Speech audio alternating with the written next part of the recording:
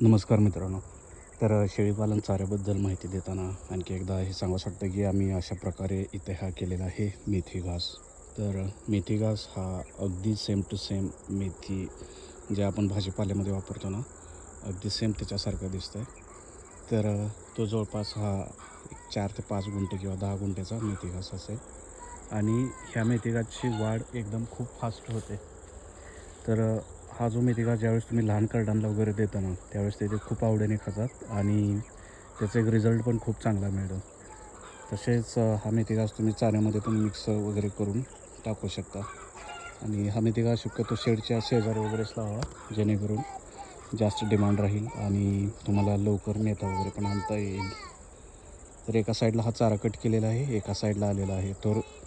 ज्यावेळेस तुम्ही एका साईडला कट करता त्यावेळेस दुसऱ्या साईडला त्याची कंटिन्यू वाढ होते. म्हणजे एक सायकल जे आहे ते कंटिन्यू सुरू असलं पाहिजे आणि अशा प्रकारे जर तुम्ही हे केलं तर नक्कीच तुम्हाला रिझल्ट मिळेल.